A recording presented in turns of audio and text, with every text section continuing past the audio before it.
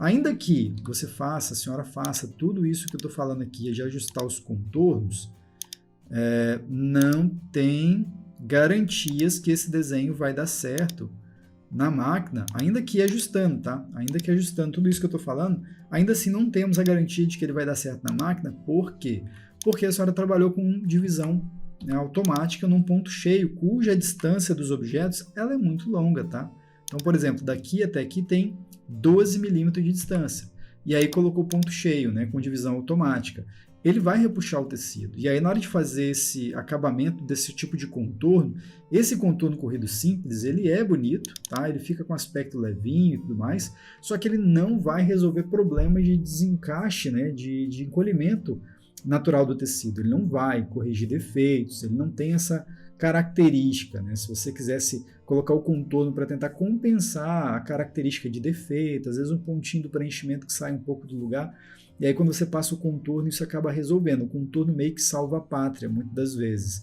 Mas quando é contorno corrido simples, com dupla passada, igual o caso aqui, isso não acontece. Ou seja, o contorno, ele nesse caso aqui, ele não tem a característica de esconder o defeito do preenchimento, tá?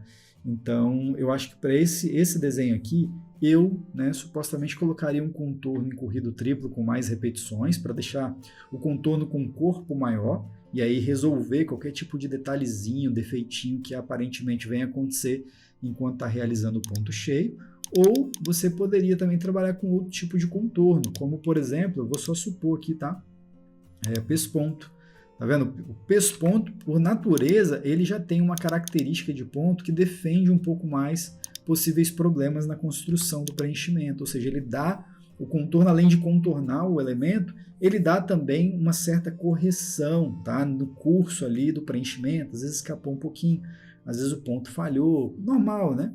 Então você pode corrigir isso quando você tem o advento de trabalhar o contorno e trabalha um contorno como o pesponto, por exemplo, que trabalha com 3 repetições. Ele, como ele já tem um aspecto um pouco mais diferenciado, né, ele não é tão simples, né? O corrido simples ele trabalha em costura reta, igual uma máquina de costura. Já o pesponto ele trabalha meio que em forma de zigue-zague, alguma coisa mais descentralizada, né? Como você pode ver o formato aqui, ó. Ele não é aquele ponto costura em linha reta, ele é meio envezado, igual é o zigue-zague, né? Parecido com o zigue-zague, né? O zigue-zague em si é o próprio ponto cheio também. Aqui ele trabalha mais envezado, então ele dá uma característica de acabamento, de corpo maior no contorno, salvando muitas vezes um certo desencaixe do preenchimento, coisa do tipo. Então, nesse caso desse desenho, ficaria com aspecto legal, tá? Ficaria com acabamento bonito, tanto quanto o corrido simples, só que também ele teria essa capacidade aí de corrigir qualquer, vamos dizer assim, desvio de comportamento do preenchimento, ou seja, ele pode salvar algum deslizezinho na hora de executar o bordado do ponto vermelho ali que a senhora colocou em ponto cheio.